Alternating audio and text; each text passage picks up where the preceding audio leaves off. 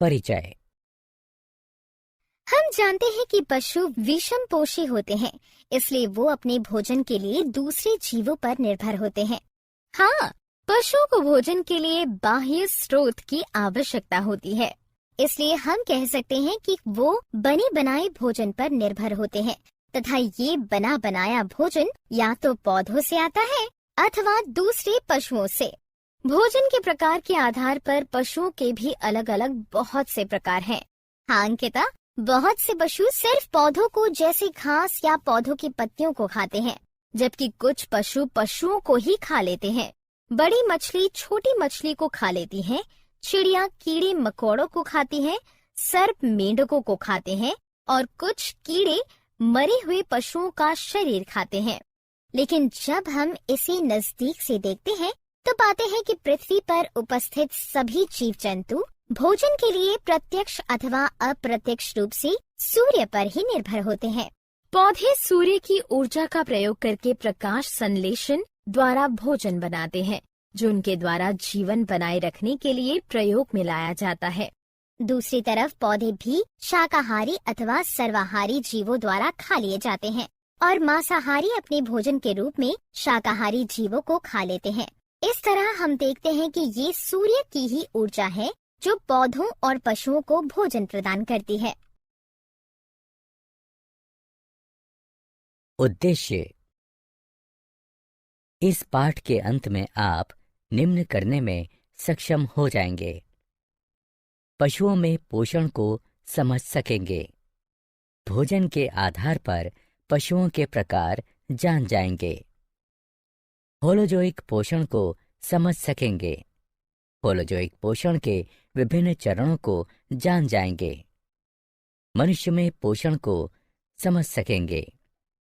पाचन तंत्र के विभिन्न अंगों के बारे में जान जाएंगे। मुख द्वार, मुख गुहा, ग्रसनी, ग्रासनली, अमाशय, क्षुद्रांत, बृहदांत्र और गुदा की संरचना तथा कार्य प्रणाली को समझ सकेंगे।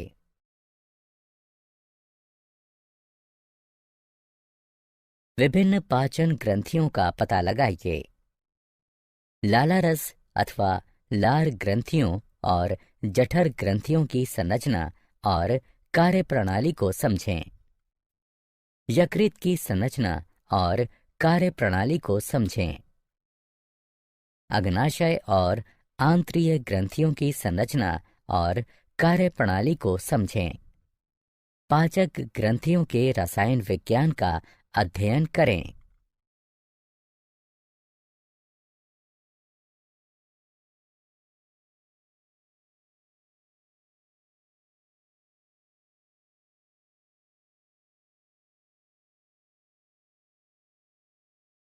पशुओं के प्रकार।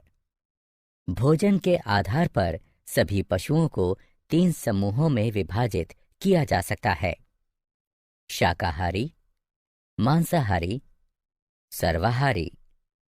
जैसा कि हम पहले ही चर्चा कर चुके हैं, वो पशु जो सिर्फ पौधों को खाते हैं शाकाहारी कहलाते हैं। वे घास, पत्तियां, अनाज, फल या वृक्ष की छाल खा सकते हैं। उदाहरण: बकरी, गाय, भैंस, भेड़, हिरन, ऊंट, गधा, बैल, हाथी, बंदर, गिलहरी, खरगोश, टिड्ढा और दरियाई घोड़ा। ठीक उसी तरह वो पशु जो सिर्फ दूसरे जीवों को खाते हैं मांसाहारी कहलाते हैं, जैसे शेर, चीता, मेढक, गिद्ध, किंगफिशर, छिपकली, भेड़िया, सर्प और बाज। इनके अलावा वो पशु जो पौधों और पशुओं दोनों को खाते हैं सर्वाहारी कहलाते हैं। उदाहरण: मनुष्य, कुत्ता, कौवा, गौरैया, भालू, मैना और चींटी।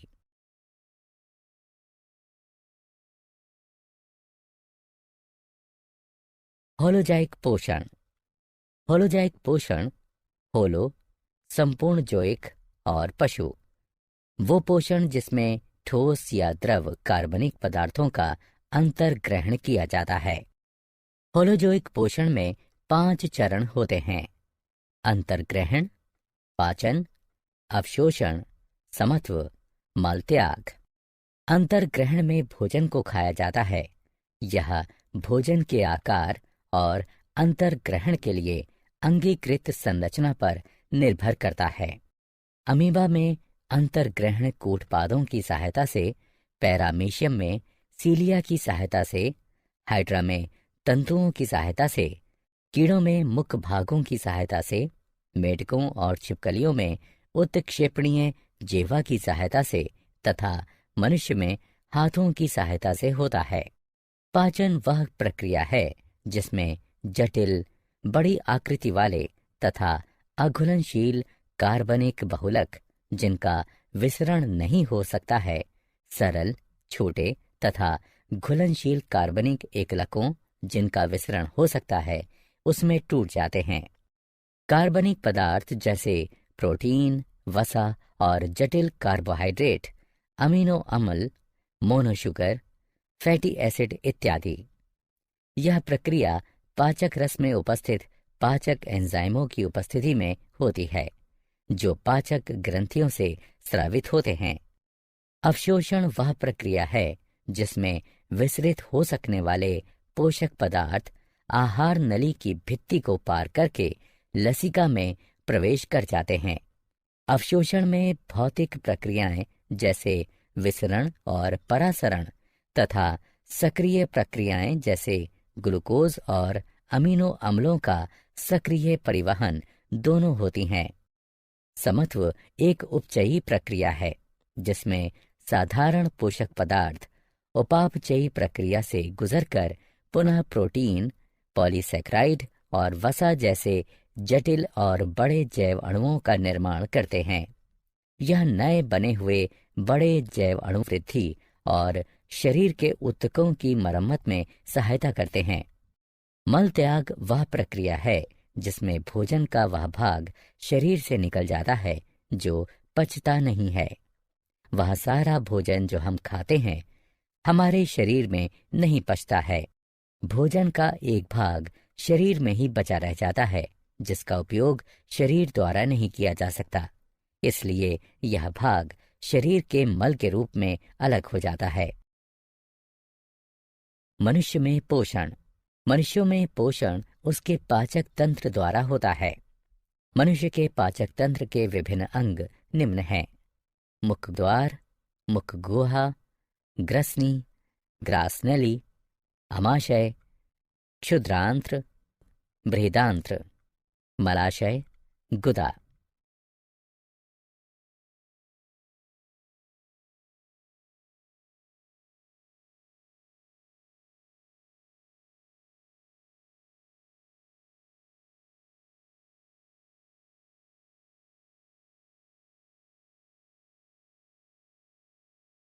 मुखद्वार।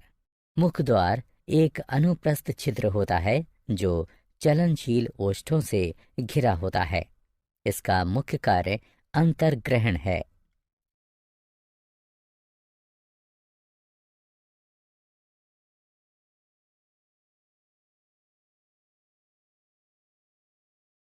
मुख गुहा। मुख गुहा में दो मुख्य संरचनाएं होती हैं: जिह्वा और दांत। जिह्वा एक मोटी, पेशीय और उत्क्षेपणीय संरचना है जो मुख गुहा के तल पर स्थित होती है। जिह्वा पर स्वाद कलिकाएं होती हैं जो भोजन का स्वाद लेने में, भोजन और लाला रस को मिलाने में तथा भोजन को निगलने में सहायता करती हैं। दांत मनुष्य के दोनों जबड़ों में होते हैं। दांत जबड़े की हड्डियों में बने कोटरों में धसे होते हैं। एक वयस्क मनुष्य में 32 दांत यानी प्रत्येक जबड़े में 16 दांत होते हैं।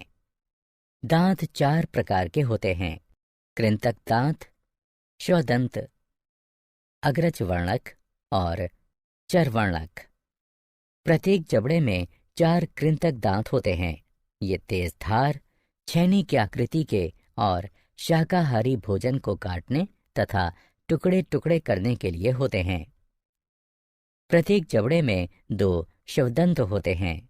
ये तेज धार कृपाण की आकृति के और मांसाहारी भोजन को चीरने के लिए होते हैं। प्रत्येक जबड़े में 4 अग्र चर्मवर्णक दांत होते हैं। ये बड़े और कस्प आकृति के तथा चबाने और पीसने के लिए होते हैं। प्रत्येक जबड़े में 6 चर्मवर्णक दांत होते हैं। ये बड़े और कस्प आकृति के तथा चबाने और पीसने के लिए होते हैं।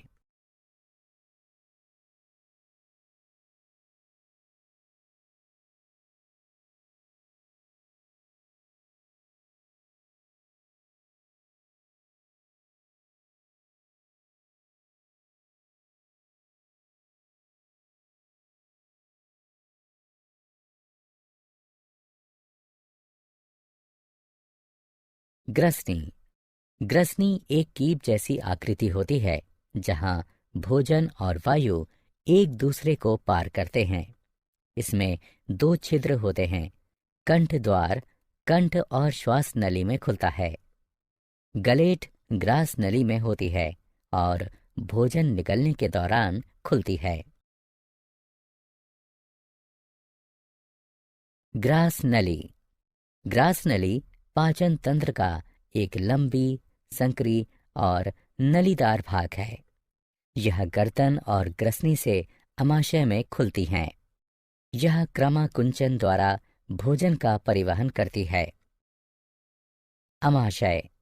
अमाशय एक मोटा, पेशीय और जे की आकृति का थैला होता है जो ऊपरी उदर के बाएं भाग में स्थित होता है।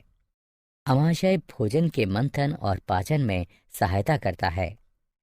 अमाशय में भोजन का 3 घंटे तक मंथन होता रहता है, जिसके कारण भोजन छोटे छोटे टुकड़ों में टूट जाता है और एक अर्धठोस पेस्ट बनता है। अमाशय की भित्ति में 3 नलीदार ग्रंथियां होती हैं, जिनसे जठर रस स्रावित होते हैं। जठर रसों में मुख्यतः 3 पदार्थ होते हैं: HCl यानी पेप्सिन, एंजाइम और श्लेम। HCl की उपस्थिति के कारण पेप्सिन एंजाइम अम्लीय होता है और प्रोटीनों का पाचन शुरू कर देता है। श्लेम अमाशय की भित्ति को उसी के द्वारा स्रावित HCl अम्ल से बचाता है। अमाशय की पेशीय भित्ति भोजन और जठर रसों को एक दूसरे में मिश्रित करने में सहायता करती है। क्षुद्रांत्र। क्षुद्रांत्र आहार नली का सबसे बड़ा भाग होती है। एक वयस्क मनुष्य में यह लगभग 6.5 मीटर लंबी होती है। यह बहुत संकरी होने के कारण क्षुद्रांत्र कहलाती है। क्षुद्रांत्र 3 भागों में विभाजित होती है: गृहिणी, जेजुनम और इलियम। क्षुद्रांत्र वह स्थान है जहां भोजन पूरी तरह से पच जाता है और उसका अवशोषण प्रारंभ हो जाता है। इसमें 2 ग्रंथियों से स्रावित होने वाले रस आते हैं: यकृत और अग्नाशय। यकृत से पित्त स्रावित होता है, जो एक हरा पीला लवण युक्त क्षारीय द्रव होता है, जो वसा का पायसीकरण अथवा उन्हें तोड़ने में सहायता करता है। इसलिए अमाशय से आया हुआ अम्लीय भोजन यहाँ पित्त द्वारा क्षारीय हो जाता है और वसा भी छोटी छोटी बूंदों में टूट जाती है। अग्नाशय से अग्नाशयी रस स्रावित होता है, जिसमें एमाइलेज, ट्रिप्सिन और लाइपेज होते हैं। एमाइलेज मंड को तोड़ता है, जबकि ट्रिप्सिन प्रोटीन को, लाइपेज पायसीकृत वसा को तोड़ता है। बृहदांत्र। बृहदांत्र क्षुद्रांत्र की तुलना में छोटी और चौड़ी होती है। यह कोलन में जाने वाले भाग और मलाशय में विभाजित होती है। यह मल के निर्माण और उसके अस्थायी भंडारण में सहायता करती है। अधिकतम कशेरुकियों में कोलन पाचन तंत्र का आखिरी भाग होती है। शरीर से बाहर निकलने से पहले यह ठोस पदार्थों में से जल तथा लवण अवशोषित कर लेती है। मलाशय बृहदांत्र का 6 से 8 इंच लंबा भाग होता है। यह ठोस अपशिष्टों का तब तक भंडारण किए रहता है जब तक वो गुदा द्वारा शरीर से बाहर नहीं निकल जाते हैं। गुदा गुदा धड़ के आधार पर स्थित होती है और पाचन तंत्र के अपशिष्ट पदार्थों को शरीर से बाहर निकालने का काम करती है। पाचन ग्रंथियां। इन अंगों के अतिरिक्त कुछ पाचन ग्रंथियां भी होती हैं जो पाचक एंजाइमों को स्रावित करती हैं। ये पाचक ग्रंथियां हैं लालारस ग्रंथियां, जठर ग्रंथियां, यकृत, अग्नाशय, आंत्रीय ग्रंथियां। लालारस यानी लार ग्रंथियां। मनुष्य में लालारस ग्रंथियों के 3 युग्म होते हैं। इनसे लालारस या लार स्रावित होती है, जिसमें पाचक एंजाइम टाइलिन अथवा लारिये एमाइलेज होता है। लालारस नलिकाएं मुख गुहा में खुलती हैं। जठर ग्रंथियां। जठर ग्रंथियां आमाशय की भित्ति में होती हैं और जठर रस स्रावित करती हैं।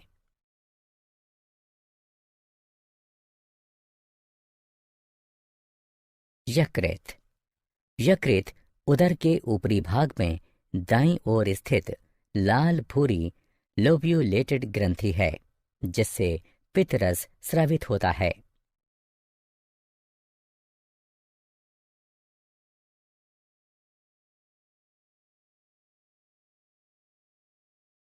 अग्नाशय।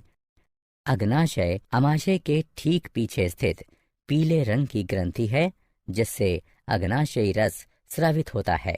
अग्नाशयी नलिका के द्वारा अग्नाशयी रस क्षुद्रांत्र तक पहुंचता है। आंत्रीय ग्रंथियां। आंत्रीय ग्रंथियां क्षुद्रांत्र की भित्ति में स्थित होती हैं और इनसे आंत्रीय रस स्रावित होता है, जिसे सक्कस एंटेरिकस भी कहते हैं। मनुष्य के पाचन तंत्र में कार्य करने वाले एंजाइम। लालारस में लारिये एमाइलेज होता है, जो मंड को शर्करा में तोड़ देता है। HCl की उपस्थिति में पेप्सिन प्रोटीन का पाचन करता है। पेप्सिन अम्लीय माध्यम में ही सक्रिय हो पाता है। यकृत यानी पित्ताशय का पित्त वसा का पाचन करके उसे फैटी एसिड में तोड़ देता है। यह भोजन को क्षारीय माध्यम में परिवर्तित कर देता है। एमाइलेज मंड को पचाता है। अग्नाशय से ट्रिप्सिन प्रोटीन को पचाता है। अग्नाशय से लाइपेज पाइसीकृत वसा को तोड़ता है। अग्नाशय से दांतों का क्षय। दांतों के क्षय के कारण दंतवल्क और दंत धातु धीरे धीरे मुलायम हो जाते हैं। जब जीवाणु शर्करा को पचाकर अम्ल का उत्पादन करते हैं तो वो अम्ल दंतवल्क के लवण को नष्ट कर देता है और दांतों का क्षय प्रारंभ हो जाता है। भोजन कणों के साथ साथ बहुत से जीवाणु भी दांतों की सतह पर चिपक जाते हैं और दांतों पर मैल के रूप में जम जाते हैं, जिसे प्लाक कहते हैं। लार अम्ल को प्रभावहीन करने के लिए दांतों की सतह तक नहीं पहुंच सकती, क्योंकि दांत प्लाक से घिरा होता है। भोजन के बाद ठीक से दांत साफ करने से जीवाणुओं द्वारा अम्ल का उत्पादन शुरू करने से पहले ही प्लाक हट जाता है। यदि उपचार नहीं किया जाता है तो ये अति सूक्ष्म जीवाणु मसूड़ों को संक्रमित कर सकते हैं तथा सूजन पैदा कर सकते हैं। क्या आप जानते हैं, मनुष्य में वर्मीफोर्म, अपेंडिक्स, क्षुद्रांत्र और वृहदांत्र के जोड़ पर स्थित एक अवशेषी नलिका है। वर्मीफोर्म अपेंडिक्स की लंबाई का बढ़ना और उसका सूजना एपेंडिसाइटिस कहलाता है। जठरीय पाचन में लगने वाला समय भोजन की प्रकृति पर निर्भर करता है। कार्बोहाइड्रेट के पाचन के लिए यह 1 से 2 घंटे का होता है, जबकि वसा के पाचन के लिए 5 से 6 घंटे का होता है। सारांश। आइए हमने जो कुछ सीखा है उसे संक्षेप में दोहराएं। विषमपोषी जीव अपना भोजन स्वयं नहीं बना सकते और अपने भोजन के लिए दूसरे जीवों पर निर्भर रहते हैं। पोषण में भोजन का प्रयोग होता है और इसमें अंतर्ग्रहण, पाचन, अवशोषण, समत्व और मल त्याग जैसे चरण होते हैं। अमीबा सर्वाहारी और होलोजोइक है।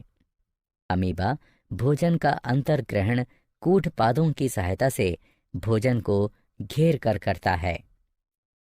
अमीबा में पाचन अंतःकोशिकीय तथा खाद्य रिक्तिका के अंदर होता है। मनुष्य की आहार नली मुख गुहा, ग्रसनी, ग्रास नली, क्षुद्रांत्र, वृहदांत्र और गुदा से बनी होती है। मनुष्य के दांत हेट्रोडोंट होते हैं। भोजन आहार नली में क्रमाकुंचन गति द्वारा नीचे उतरता है। मनुष्य की पाचन ग्रंथियों में 3 युग्म लाला रस ग्रंथियां, जठर ग्रंथियां, यकृत, अग्नाशय और आंत्रिय ग्रंथियां होती हैं। पाचन ग्रंथियों से पाचक रस स्रावित होते हैं, जिसमें पाचक एंजाइम होते हैं। कार्बोहाइड्रेट का पाचन मुख गुहा में ही प्रारंभ हो जाता है, जबकि प्रोटीन और वसा का पाचन आमाशय में प्रारंभ होता है। पाचन क्षुद्रांत्र में पूरा हो जाता है। क्षुद्रांत्र में ही भोजन का अवशोषण भी होता है। दांतों का क्षय स्ट्रेप्टोकोकस म्यूटेंस जीवाणु द्वारा होता है, जो शर्करा युक्त भोजन में किण्वन करता है और कार्बनिक अम्लों का उत्पादन करता है।